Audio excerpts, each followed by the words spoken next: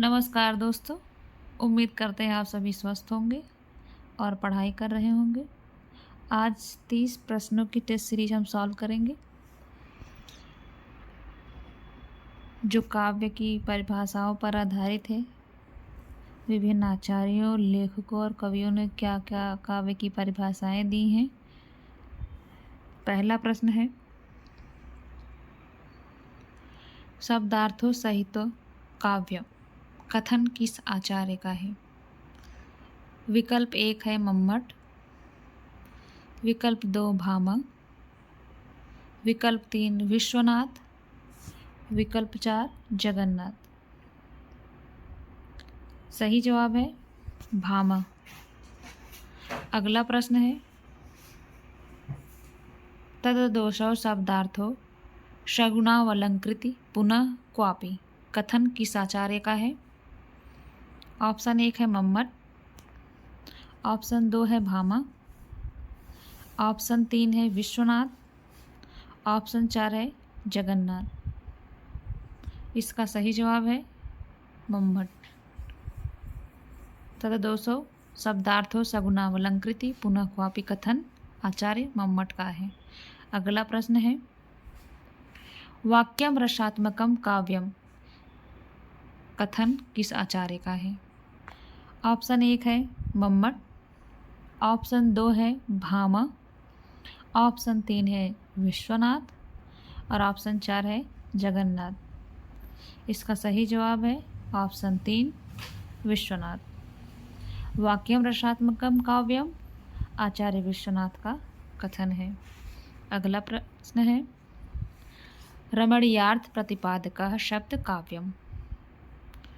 Option 1 है Mammata, option 2 है Bhama, option 3 है विश्वनाथ, ऑप्शन 4 है जगन्नाथ। इसका सही जवाब है पंडित राज जगन्नाथ, ऑप्शन 4। रमणीयार्थ प्रतिपादकः शब्द काव्यम कथन पंडित राज जगन्नाथ का है। अगला प्रश्न है, शरीरम तावदिष्टार्थ व्यवच्छिन्ना पदावली कथन किस आचार्य का है? ऑप्शन 1 है दंडी, ऑप्शन 2 है भामा, ऑप्शन 3 है विश्वनाथ, ऑप्शन 4 है जगन्नाथ। इसका सही जवाब है ऑप्शन 1 दंडी। शरीरम तावदिष्टार्थ व्यवच्छिन्ना पदावली कथन आचार्य दंडी का है। अगला प्रश्न, ननु शब्दार्थो काव्यम कथन किस आचार्य का है? ऑप्शन 1 है दंडी, ऑप्शन 2 है भामा, ऑप्शन 3 है रुद्रट और ऑप्शन 4 है कुंतक। इसका सही जवाब ऑप्शन 3 रुद्रट। अगला प्रश्न है, वक्रोक्ति काव्य जीवितम कथन किस आचार्य का है? ऑप्शन 1 है कुंतक, ऑप्शन 2 है दंडी, ऑप्शन 3 है भामा, ऑप्शन 4 है रुद्रट। इसका सही जवाब ऑप्शन 1 कुंतक। अगला प्रश्न है, जदपि सुजात सुलक्षणी सुवर्ण सरस सुवृत भूषण बिनु न विराजई कविता वनिता मित काव्य के विषय में यह पंक्ति किसकी है? Option 1 Keshavdas, option 2 Chintamani, option 3 कुलपति, ऑप्शन 4 देव। इसका सही जवाब है ऑप्शन 1 केशवदास। अगला प्रश्न है, बत कहाउ रसमय जू है कवित कहाय कहावै सोय काव्य के विषय में यह पंक्ति किसकी है? ऑप्शन 1 है चिंतामणि, ऑप्शन 2 है केशव, ऑप्शन 3 है भरतमुनि, ऑप्शन 4 है ग्वाल। इसका सही जवाब है ऑप्शन 1 चिंतामणि। अगला प्रश्न है, जगते अद्भुत लोकोत्तर चमत्कार यह लक्षणा में करियो काव्य के विषय में यह पंक्ति किसकी है? ऑप्शन 1 कुलपति, option 2 Chintamani, option 3 Keshavdas, option 4 Pant. इसका सही जवाब ऑप्शन 1 कुलपति। अगला प्रश्न है, सगुना अलंकार सहित दोष रहित जो होय, शब्द अर्थ ताको कहत, विबुध शब कोय। इसका ऑप्शन है ऑप्शन 1 चिंतामणि, ऑप्शन 2 कुलपति, ऑप्शन 3 ग्वाल, ऑप्शन 4 देव। इसका सही जवाब ऑप्शन 1 चिंतामणि। अगला प्रश्न है, जगत अद्भुत सुख सदन, शब्दरु अर्थ कवित, यह लक्षण मैंने कवियो, मैंने कियो है, कवियो हो गया है टाइपिंग मिस्टेक। समझो ग्रंथ बहुचित। काव्य के विषय में यह पंक्ति किसकी है? ऑप्शन 1 कुलपति मिश्र, ऑप्शन 2 देव, ऑप्शन 3 ग्वाल और ऑप्शन 4 केशवदास। इसका सही जवाब ऑप्शन 1 कुलपति मिश्र। अगला प्रश्न है, अंतःकरण की वृत्तियों के चित्र का नाम कविता है। कथन किसका है? Option 1 Mahavir Prasad Dwivedi, option 2 Hazari Prasad Dwivedi, option 3 शुक्ल, ऑप्शन 4 नगेंद्र। इसका सही जवाब ऑप्शन 1 महावीर प्रसाद द्विवेदी। अगला प्रश्न है, अव्यक्त की अभिव्यक्ति जगत है, अतः कविता अभिव्यक्ति की अभिव्यक्ति हुई है। कथन है, option 1 Acharya Ramchandra Shukla, option 2 Nagendra, option 3 Pant, option 4 प्रसाद।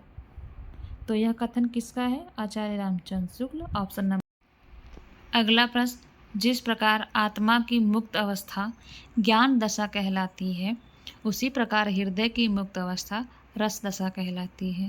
हृदय की इसी मुक्ति की साधना के लिए मनुष्य की वाणी जो शब्द विधा करती आई है, उसे कविता कहते हैं।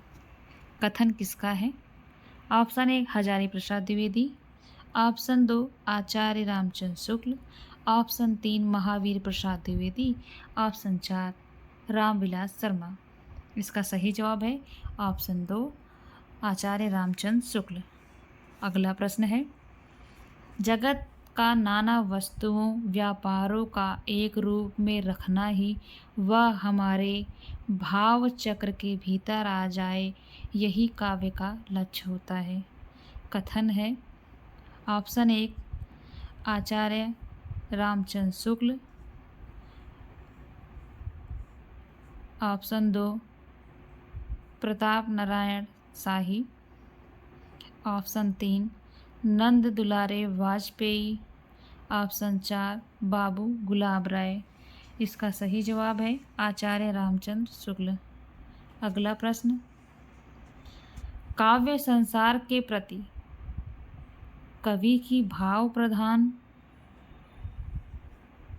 मानसिक प्रतिक्रियाओं की कल्पना के ढांचे में ढली हुई श्रेय की प्रेम रूपा प्रभावोत्पादक अभिव्यक्ति है। कथन है, ऑप्शन 1 नंदुलारे वाजपेयी, ऑप्शन 2 बाबू गुलाब राय, ऑप्शन 3 शुक्ल, ऑप्शन 4 डॉक्टर नगेंद्र। इसका सही जवाब है ऑप्शन नंबर 2 बाबू गुलाब राय। अगला प्रश्न है, काव्य को प्रकृत मानव अनुभूतियों का नैसर्गिक कल्पना के सहारे ऐसा सौंदर्यमय चित्रण है जो मनुष्य मात्र में स्वभावतः भावोच्छ्वास और सौंदर्य संवेदन उत्पन्न करता है। कथन है, ऑप्शन 1 नंद दुलारे वाजपेयी, ऑप्शन 2 हजारी प्रसाद द्विवेदी, ऑप्शन 3 आचार्य रामचंद्र शुक्ल, ऑप्शन 4 रामविलास शर्मा। इसका सही जवाब है ऑप्शन 1 आचार्य नंदुलारे वाजपेयी। अगला प्रश्न है, साहित्य से हमारा आशय उन विशिष्ट और प्रतिनिधि रचनाओं से है जो किसी युग के भावात्मक जीवन का प्रतिमान होती हैं या होते हैं, जो समाज और सामाजिक जीवन को भली या बुरी दशा में ले जाने की प्रबल सामर्थ्य रखती हैं।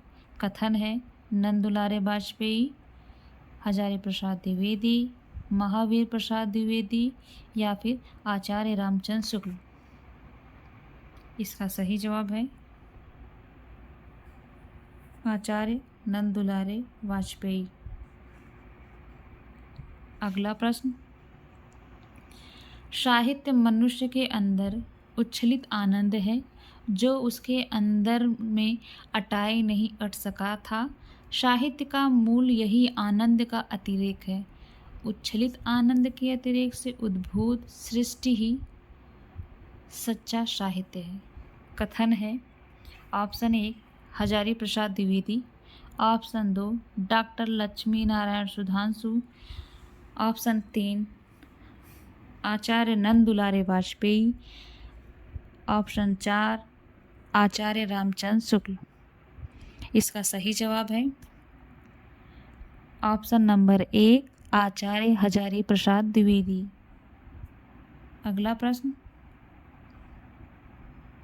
मैं साहित्य को मनुष्य की दृष्टि से देखने का पक्षपाती हूँ। कथन है महावीर प्रसाद द्विवेदी, हजारी प्रसाद द्विवेदी, आचार्य नंदुलारे वाजपेयी, गुलाब राय।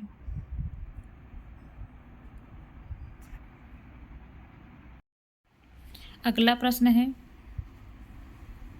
मैं साहित्य को मनुष्य की दृष्टि से देखने का पक्षपाती हूँ। कथन है महावीर प्रसाद द्विवेदी, हजारी प्रसाद द्विवेदी, आचार्य नंदुलारे वाजपेयी या फिर गुलाब राय। इसका सही जवाब है आचार्य हजारी प्रसाद द्विवेदी। अगला प्रश्न है, आत्माभिव्यक्ति ही एक मूल तत्व है जिसके कारण कोई व्यक्ति साहित्यकार और उसकी कृति साहित्य बन पाती है। कथन है डॉक्टर नगेंद्र,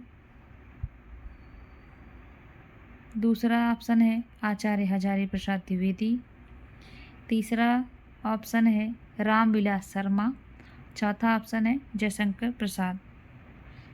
इसका सही जवाब है डॉक्टर नगेंद्र।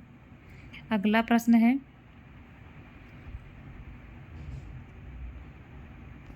साहित्य जनता की वाणी है, उसके जातीय चरित्र का दर्पण है, प्रगति पथ में बढ़ने के लिए उसका मनोबल है, उनके सौंदर्य की चाह पूरी करने वाला साधन है। कथन है option 1 Ramvilas Sharma, option 2 Hazari, option 3 Ramchandra Shukla, option 4 अज्ञेय।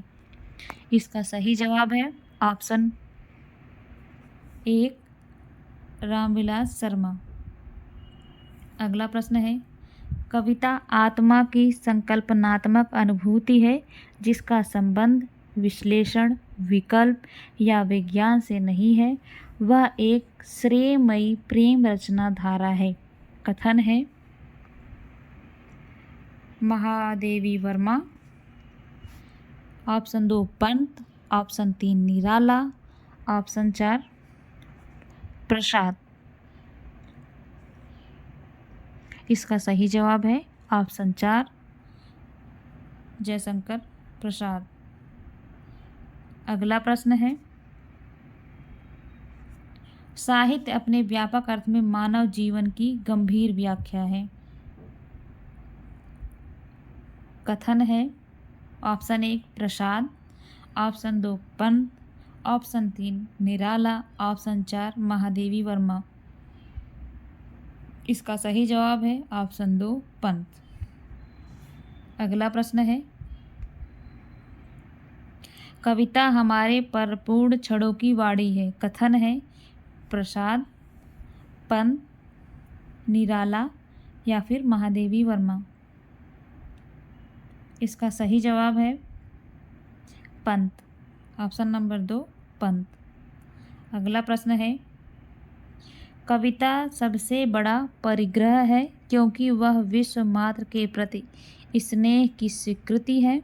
वह जीवन के अनेक कष्टों का उपेक्षा योग्य बना देता है क्योंकि उसका सृजन स्वयं महती वेदना है। वह शुष्क सत्य को आनंद से स्पंदित कर देती है क्योंकि अनुभूति स्वयं मधुर है। कथन है option 1 Mahadevi Verma, option 2 Mannu Bhandari, option 3 Anamika, option 4 Usha Priyamvada. इसका सही जवाब है ऑप्शन 1 महादेवी वर्मा। अगला प्रश्न, मुंह में बचे हुए चावल के स्वाद को कुछ अदृश्य कंकड़ियों के हस्तक्षेप से बचाने का नाम है कविता।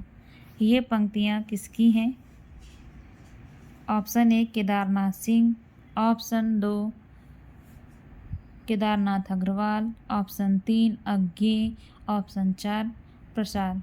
इसका सही जवाब है ऑप्शन 1 केदारनाथ सिंह। अगला प्रश्न है,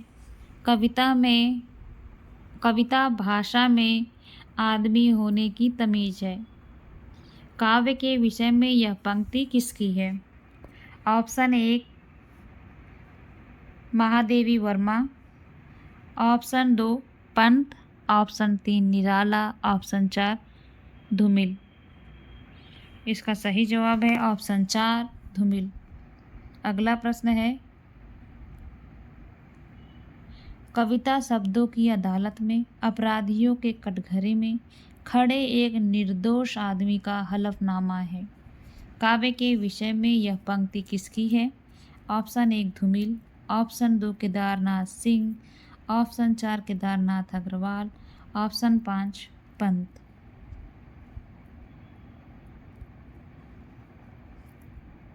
इसका सही जवाब है ऑप्शन 1 धूमिल।